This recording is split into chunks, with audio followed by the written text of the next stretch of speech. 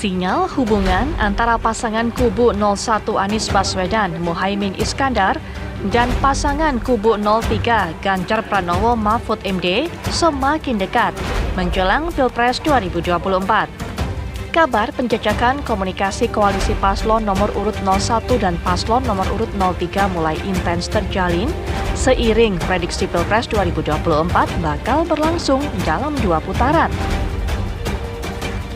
Berdasarkan survei dari sejumlah lembaga, belum ada lembaga survei yang merilis elektabilitas pasangan calon presiden dan wakil presiden meraih suara lebih dari 50% atau angka 50% plus 1 sebagai syarat minimal memenangi Pilpres. Sejumlah hasil survei kini terus menunjukkan tren persaingan antara pasangan nomor urut 01 Anies Baswedan Muhaimin Iskandar dan nomor urut 03 paslon Ganjar Pranowo Mahfud MD. Keduanya bersaing ketat di urutan kedua dan ketiga. Sementara Capres-Cawapres nomor urut 1, Prabowo Subianto, Gibran Rakabuming Raka masih bertengger di urutan pertama. Lantas sejauh mana peluang kerjasama koalisi Anies Ganjar terbentuk untuk melawan Prabowo di putaran kedua? Tim TV One mengabarkan. Pemilu memang baru berlangsung pada 14 Februari mendatang, tapi berdasarkan hasil dari lembaga survei yang mengeluarkan hasil survei elektabilitas para capres-cawapres, ini memang tidak ada satupun dari 3 calon capres-cawapres yang kemudian menyentuh ataupun juga sampai kepada angka lebih dari 50%. Sehingga prediksi dari masyarakat, prediksi publik ini akan berlanjut sampai putaran kedua, sehingga banyak juga kemudian yang mengisukan, yang merumorkan adanya jalinan komunikasi antara pasangan capres-cawapres nomor urut 1 dengan 3 untuk bersama-sama sejalan dan juga berkoalisi menuju putaran kedua. Benarkah hal ini?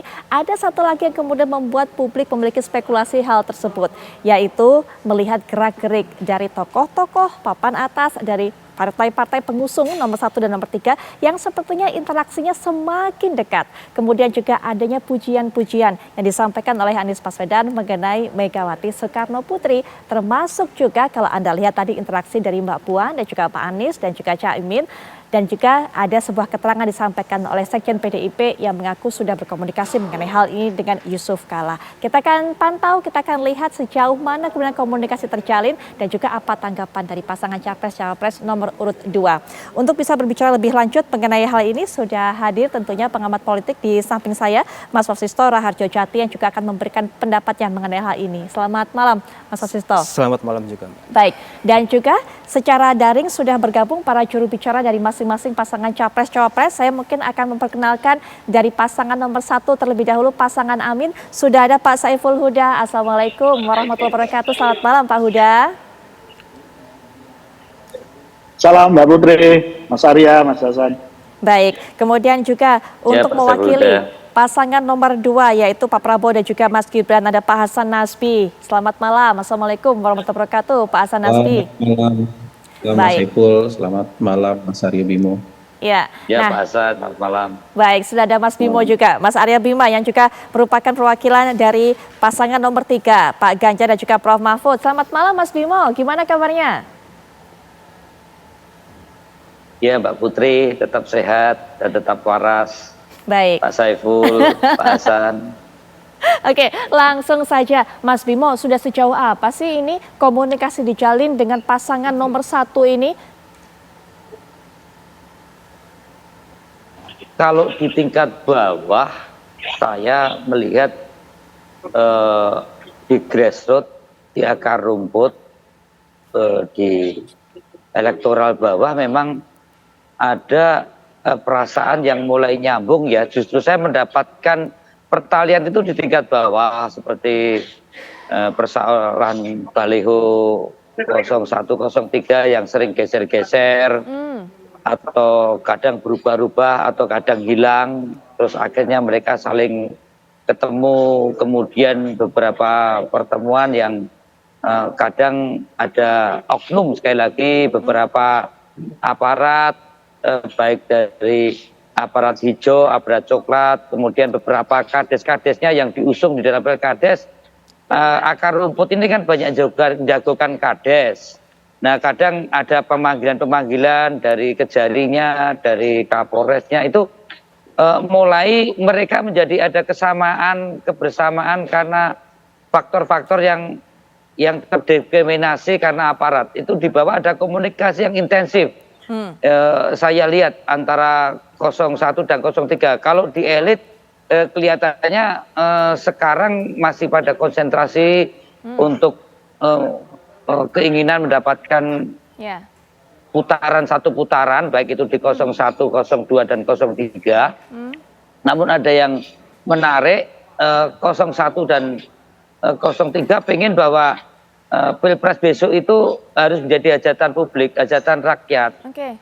Bukan hajatan elit, hajatan domestik yang sekedar secara elektoral demokratis, tapi substansi ada hal yang pengen berlangsungnya pemilu damai itu sama-sama ingin terjadi jujur dan adil. Siapapun yang menang satu putaran atau masuk 2 putaran itu rakyat sudah mulai cerdas. Ini saja yang sering ada komunikasi, karena kalau kita turun ke bawah nyambung tali batin akar rumput antara 1 dan 3 mungkin nyambung juga di kalangan elitnya, tapi belum ada sesuatu pembicaraan yang lebih serius antara tim ses 1 dengan tim ses yang lain. Saya kira itu.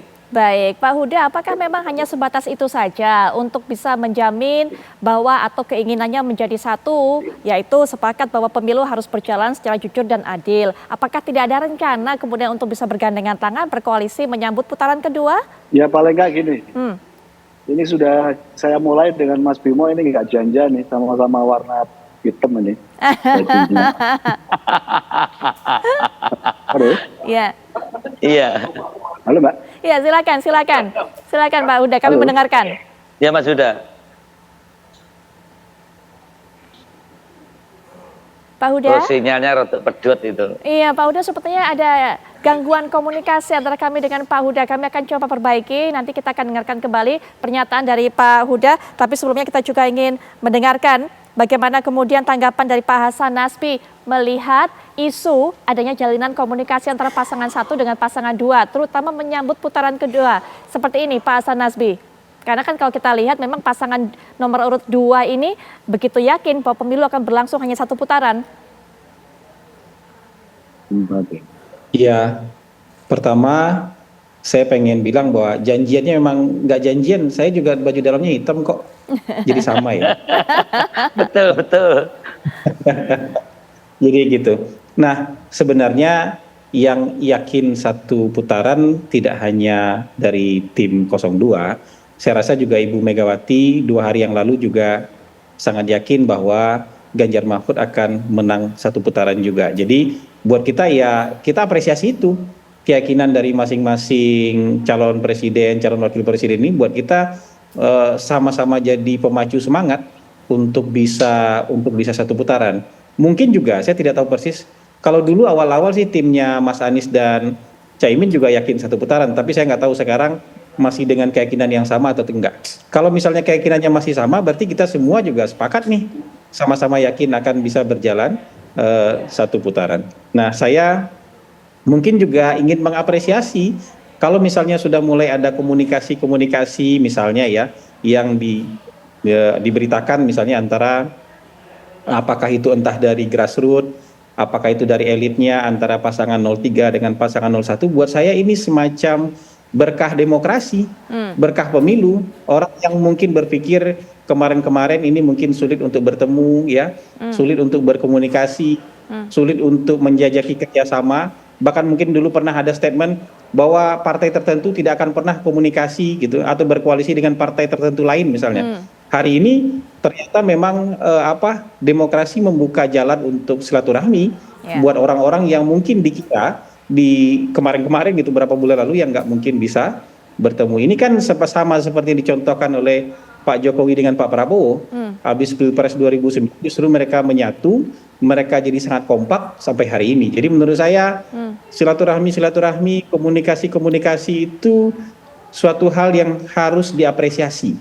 Ya, apapun bentuknya itu harus diapresiasi karena itu nanti akan membuat ketegangan-ketegangan atau mungkin friksi atau mungkin perbedaan-perbedaan yang kayaknya nggak bisa dipersatukan justru bisa dipersatukan dengan momen tertentu gitu. Baik, kita lanjutkan kembali ke Pak Huda. Sepertinya sudah terhubung kembali dengan Pak Huda. Pak Huda bisa mendengar saya?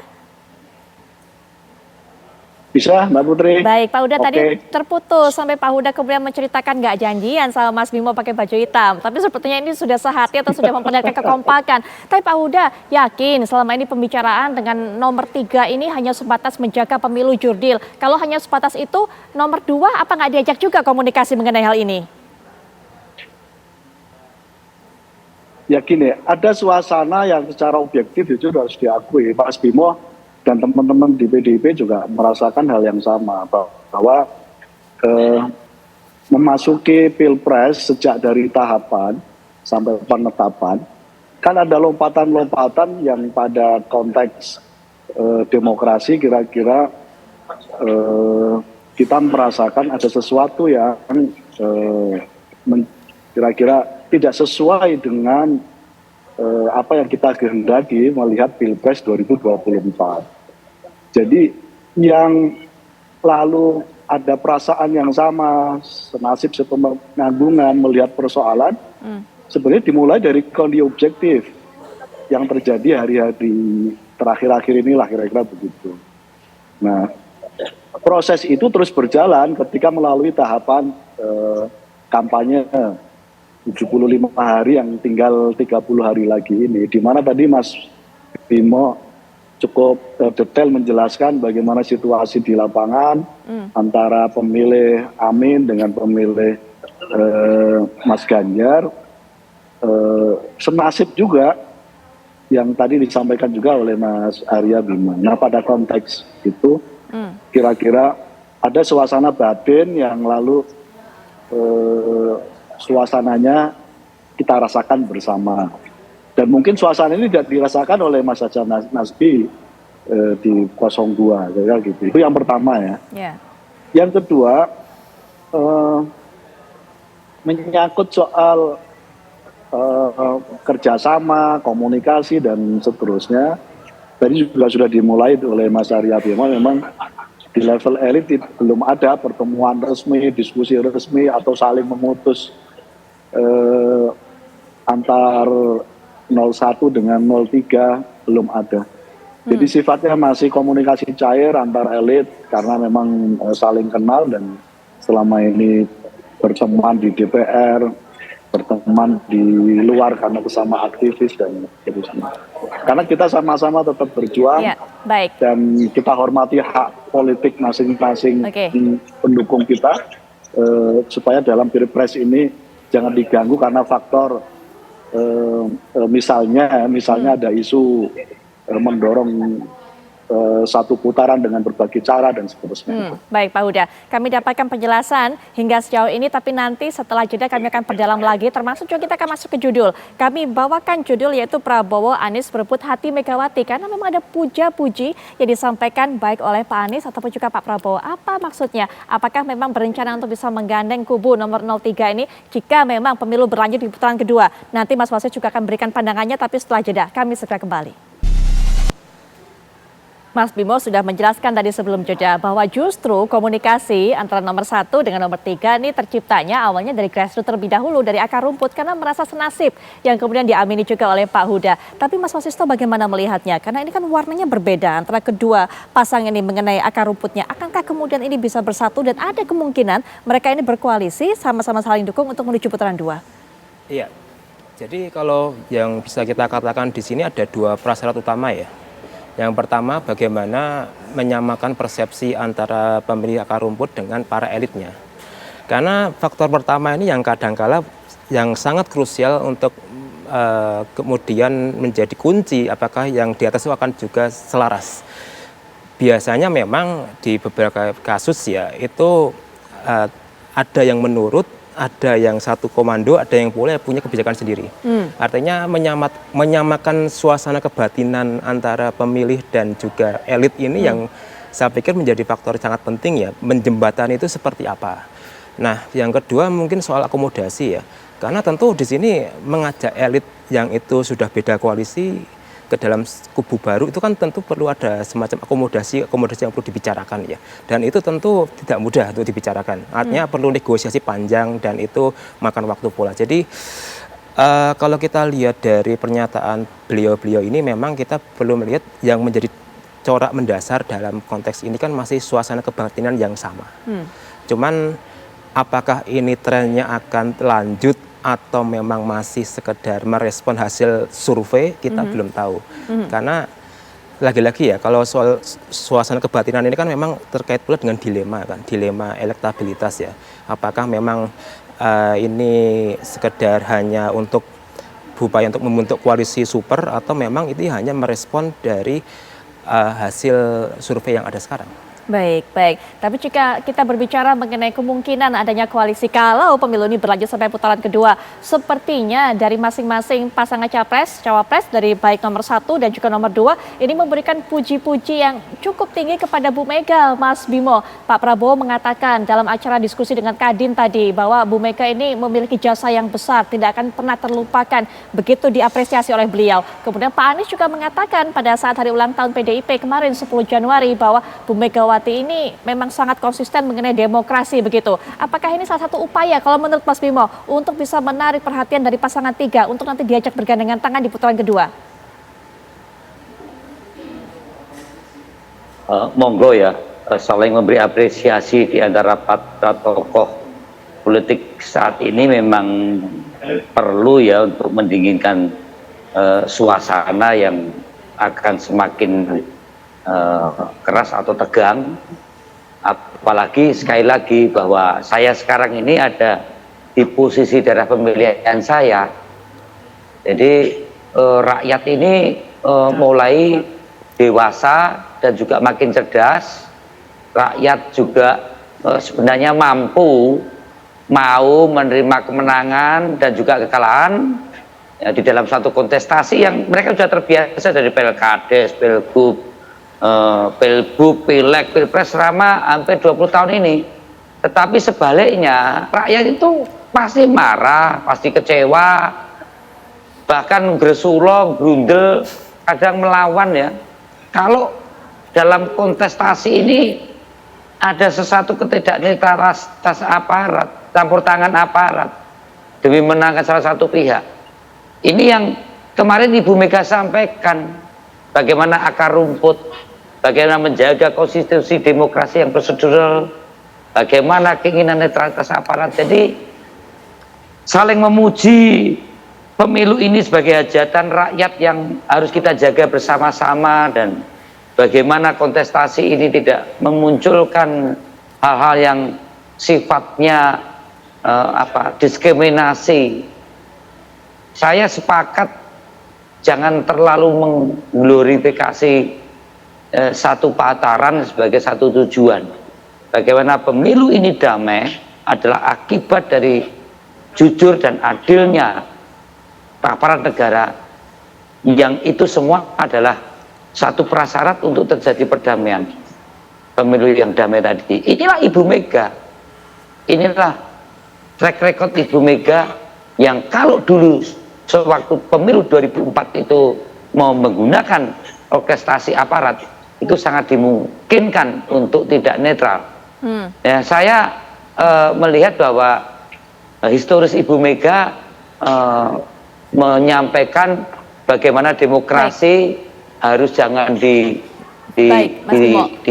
dijadikan pemutarbalikan menjadi rejim yang represif otoriter.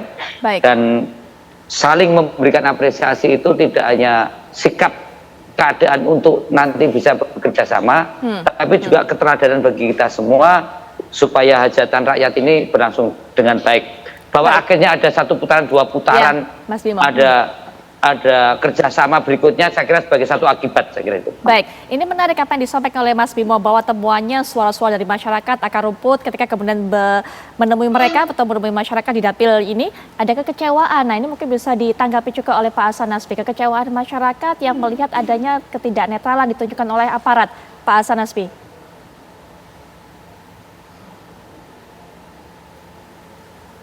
Saya kan bukan juru bicara aparat ya. Betul, betul. Tapi hanya menanggapi. Saya hanya ingin meminta menanggapi karena seperti ini masalah yang ditemui di akar rumput. Bapak mungkin ada juga pengalaman, cerita juga dikeluhkan oleh masyarakat seperti itu. Ya kan Mas Gibran, Mas Kaisang pernah digeber-geber pakai motor di depan restoran kan? Itu kan fakta. Mas Gibran lagi oleh aparat. Mas Kaisang ada di restoran digeber-geber pakai motor kan oleh puluhan orang. Itu kan juga ini. Jadi maksud saya gini, saya tidak mau menjadi juru bicara apa kan. Saya cuma mau bilang bahwa kalau kita percaya bahwa masyarakat kita itu sudah pintar, masyarakat itu sudah rasional, masyarakat itu bisa menentukan pilihannya sendiri secara mandiri, menurut saya kita harus konsisten sampai ke ujungnya, bahwa masyarakat itu tidak akan terpengaruh oleh apa-apa, walaupun misalnya ada kecurigaan ini dan itu, masyarakat bisa secara mandiri, secara merdeka bisa menentukan pilihan dia. Kan nggak bisa mungkin masyarakat ditangkap gara-gara beda pilihan. Kan nggak mungkin dikandangin atau misalnya dikurung gara-gara beda pilihan. Mau ngurung berapa orang? Mau menangkap berapa orang? Mau ditaruh di mana habis ditangkap kalau misalnya gara-gara itu beda pilihan. Jadi menurut saya yang kayak gini-gini kita harus konsisten. Kalau kita misalnya beranggapan bahwa masyarakat sudah pintar, sudah cerdas, harusnya kita nggak khawatir. Ada yang macam-macam ya dalam pikiran kita itu sebenarnya nggak akan berpengaruh banyak kepada masyarakat. Kenapa? Masyarakat kita udah pintar. Masyarakat kita bisa secara mandiri, secara merdeka menentukan pilihan mereka. Dan sebenarnya kalau kita mau fair, dalam sejarah pemilu langsung kita terjadi yang begitu kok. Kecurigaan-kecurigaan itu kan selalu ada. Tapi masyarakat bisa jadi juri terakhir, dan kalau kita percaya suara rakyat itu suara Tuhan, ya kita percaya dengan kuasa mereka. Ketika Ibu Mega misalnya tahun 2004 itu jadi kandidat sekaligus jadi presiden, jadi presidennya masih Bu Mega, beliau juga jadi kandidat, masyarakat berkeinginan lain. Ketika misalnya tahun 2014 itu besannya Pak SBY berpasangan dengan Pak Prabowo, dan ketika itu mungkin 70-80% kepala daerah jadi ketua tim suksesnya Pak Prabowo, yang menang Pak Jokowi kok. Dan hari ini kalau misalnya menurut saya hari ini kekuasaan Pak Jokowi nggak sebesar di tahun 2019. Jauh lebih absolut dan lebih kuat Pak Jokowi di tahun 2019. Beliau presiden, beliau juga calonnya. Dan partai-partai pengusungnya nggak terbagi-bagi seperti sekarang. Ya, nggak ada itu ini kecurigaan-kecurigaan kayak gini. Nggak ada itu statement-statement yang mencurigai ketidaknetralan aparat dan segala macam kayak ini. Padahal waktu itu Pak Jokowi jauh lebih kuat. Kalau hari ini kita harus fair. Pak Jokowi sudah terbagi-bagi nih bagian dari kekuasaannya. Nasdem dan PKB kan masih bagian dari kekuasaan dukung Anies Caimin. Bagian besar dari kekuasaan PDI Perjuangan itu dukung Ganjar Mahfud.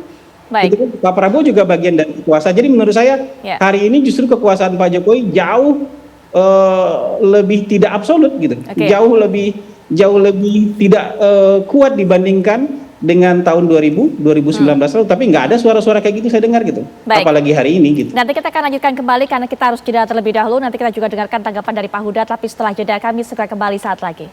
Ketika kita berbicara mengenai komunikasi yang sudah terjalin antara pasangan nomor 1 dan 3, tadi Mas Bimo sudah menjelaskan diawali dengan adanya akar rumput, pergerakan komunikasi terjalin karena mengalami nasib yang sama, yang kemudian tadi juga dipertegas oleh Pak Huda. Mas Bimo tadi juga sebelum jeda mengatakan atau menjelaskan apa saja yang dialami oleh akar rumput ataupun juga para pendukung dari pasangan nomor 3. Tadi kita juga sudah dengarkan tanggapan bagaimana perwakilan dari pasangan nomor 2 Pak Hasan Nasbi. Tapi juga Pak Huda, kalau saya kembali lagi ke judul yang kami pilih di Apa Kabar Indonesia Malam kali ini, Prabowo Anies berebut hati Megawati. Sempat saya juga tanyakan kepada Mas Bimo tadi bagaimana tanggapan dari Ibu Megawati setidaknya dari pasangan 3 mendengarkan apresiasi yang disampaikan oleh masing-masing capres yaitu Pak Prabowo dan juga Pak Anies. Mungkin Pak Huda juga bisa menjelaskan maksud dari Pak Anies menyampaikan hal seperti itu, apakah memang untuk bisa menggait hati Ibu Megawati untuk kemudian menjadi sebuah ajakan untuk bisa bergandengan bersama, karena Pak Anies juga menyampaikan bahwa apa yang dilakukan oleh Ibu Megawati ini menunjukkan konsistensi untuk bisa mendukung demokrasi. Pak Huda silakan. Ya, saya kira kalau Mas Anies posisinya memang tidak dalam semangat untuk misalnya merayu ya. Karena memang ya Bu Mega saya kira salah satu tokoh yang kita miliki, ketua umum partai pemenang pemilu, yang memang komitmen dan konsisten untuk menjaga value demokrasi. Dan itu disampaikan secara terbuka di dalam HUT PDIP kemarin. Jadi sekali lagi semangatnya memang tidak untuk memuja dan memuji, tapi memang memberikan apresiasi atas rekam jejak yang sudah ditorehkan sendiri oleh Bu Megawati. Nah, kira-kira begitu. Jadi pada konteks itu saya kira berbeda lontaran yang disampaikan oleh Mas Anies dengan lontaran puja-puji yang disampaikan oleh paslon yang lain. Baik, kalau Mas Wasisto melihatnya seperti apa antara apresiasi yang disampaikan Pak Prabowo dengan Pak Anies ini untuk Bu Megawati? Iya, kalau bisa kita garis bawahi memang secara historis Bu Mega itu adalah tokoh yang sangat konsisten dalam berdemokrasi ya. Beliau yang di masa beliau itu kita mengadakan pemilu pertama kali secara langsung, sehingga beliau sudah memberikan fondasi ya, fondasi pemilu yang sifatnya jurdil itu seperti apa. Dan saya pikir apresiasi para elit terhadap Bu Mega itu hal yang bisa sangat diapresiasi ya, karena memang kalau kita melihat kondisi sekarang ini yang memang itu katakanlah mengalami regresi atau mengalami kemunduran. Jadi mengingat kembali jasa Bu Mega saya pikir adalah langkah yang menjadi reminder ya, bahwa beliau ini yang menjadikan fondasi Pilpres pertama kali dilangsungkan, dan nasihat-nasihat beliau ini yang saya pikir perlu ya untuk kita bisa dengarkan untuk menyelamatkan atau mungkin memperbaiki demokrasi kita lewat pemilu 2024 nanti seperti apa. Tapi kalau kita tahu bahwa tokoh politik kalau berbicara Mas kan tidak banyak makna begitu, kadang-kadang suka bersayap, kadang-kadang itu menjadi sinyal tertentu, sehingga kemudian kalau Mas Wasisto apakah juga memaknai adanya sinyal-sinyal tertentu yang ditunjukkan pada saat Pak Anies memberikan apresiasi ataupun juga pada saat Pak Prabowo menyampaikan apresiasi pujiannya kepada Ibu Megawati? Saya pikir memang momentumnya lebih pada momentum ulang tahun PDIP yang ke-51 tahun kemarin ya. Artinya ini lebih pada apresiasi bahwa Bu Mega dan PDIP sejauh ini sudah mengawal demokrasi kita sampai sejauh ini. Dan saya pikir kalau dikatakan bersayap, saya belum melihat ke sana ya, karena memang di sini kalau dikatakan bersayap itu mesti ada maksud tertentu. Tapi kalau kita lihat framing besarnya kan masih ultah PDIP ya. Jadi saya pikir kita masih memaknai di situ, Mbak Putri ya sebenarnya. Baik, kalau disampaikan Pak Prabowo pada saat acara Kadin hari ini bagaimana melihatnya juga mengapresiasi seorang sosok Bu Megawati dengan segala macam sepak terjangnya? Iya, kalau kita bisa lihat relasi kedua beliau ini kan relasi yang sudah lama terbentuk ya, sejak 2009 kemudian mengalami pasang naik turun dan sebagainya. Saya pikir itu lebih pada relasi kolegialitas ya, sebagai sesama politisi ya, bahwa saling mengapresiasi di tengah tensi politik semakin naik itu hal yang wajar sih kalau menurut saya. Karena memang hubungan kolegialitas antar politisi ini yang saya pikir entah dia itu ada di kubu oposisi atau koalisi itu saya pikir tidak berpengaruh ya, karena semuanya juga nanti bermuara ke kebijakan publik sebenarnya. Baik, apakah Mas Bimo puji-pujian seperti itu, apresiasi yang disampaikan kepada Ibu Megawati bisa menurunkan suhu ataupun juga tensi politik yang memang belakangan ini termasuk ketika kemarin setelah debat berlangsung ini agak meninggi, Mas Bimo? Begini Fitri, apresiasi tadi saya tarik ke persoalan pemilu yang demokratis dan jurdil itu kan substansi dari apa yang disampaikan oleh Ibu Mega yang tidak sebagai peserta saja tapi juga sebagai pelaku sejarah demokrasi ini ya. Bu Mega kan menekankan bagaimana perlakuan atau sejarah agar berlangsung dengan jujur dan adil ini yang dia sampaikan dalam pidato itu, di mana kejujuran dan keadilan tersebut pernah tidak dirasakan pada saat Orde Baru.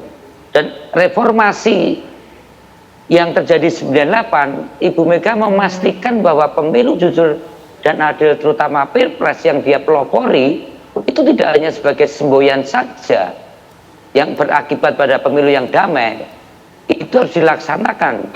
Bagaimana hal-hal yang terkait pelaksananya harus jujur, pelaksananya harus adil, dan di situ pelaksana di sini ada komponen aparat. Ini yang sebenarnya pengen disampaikan oleh Ibu di dalam proses pemilu nanti supaya berlangsung damai, gembira, dan optimis. Ini yang menurut saya substansi apresiasi ini yang perlu saya garis bawahi, yang itu harus menjadi keteladanan kita. Yang sangat dikhawatirkan Ibu kalau kita setback ke belakang lagi, di mana ada cawe-cawenya aparat ini yang tentunya tidak menjadi gembira lagi, tentu tidak menjadi optimis kita memilih pemimpin lagi. Ini yang saya kira perlu jangan sampai pelecehan terhadap demokrasi ini muncul di dalam kondisi-kondisi lapangan. Di dapil saya saja, saya katakan oknum ya. Baik. Kalau saya cinta TNI, saya cinta Polri, saya cinta aparat, ya Baik, kan? Mas Bimo. Bahkan reformasi 98 bagaimana Ibu Mega mengembalikan marwah TNI, Baik. marwah Polri untuk mendapat legitimasi masyarakat, jangan lagi sampai dirusak oleh hal-hal yang menggunakan baju TNI berfoto dengan paslon dipasang di tengah sawah, ya.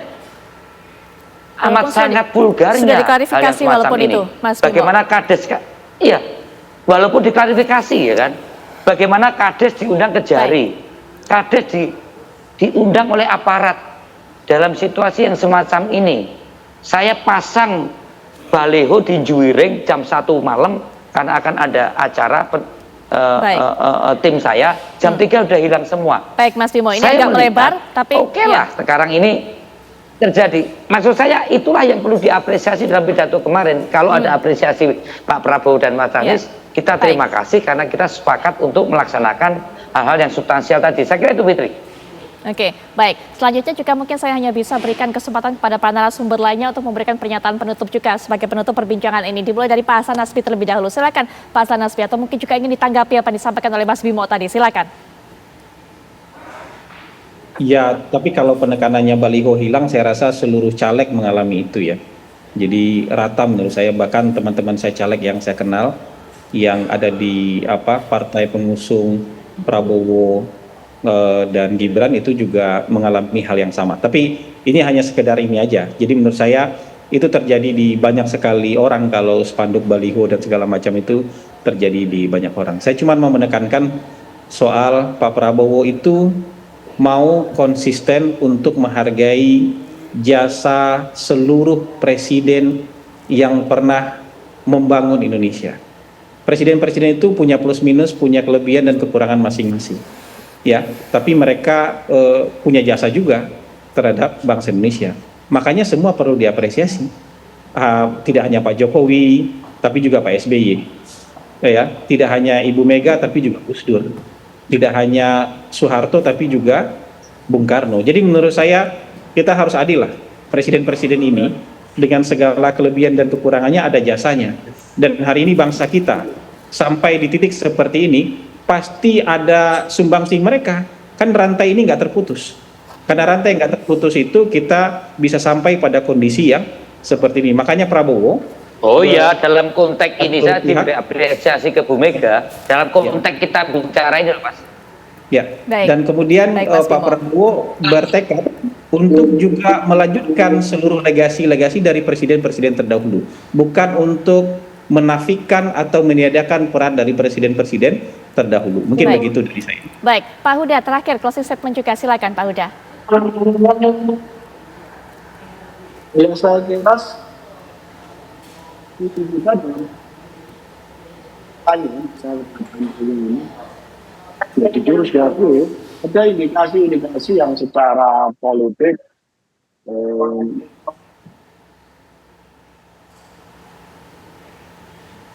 Pak Huda sepertinya kami ya bisa Pak Huda silakan. Ya, silakan lanjutkan. Tadi sempat terputus.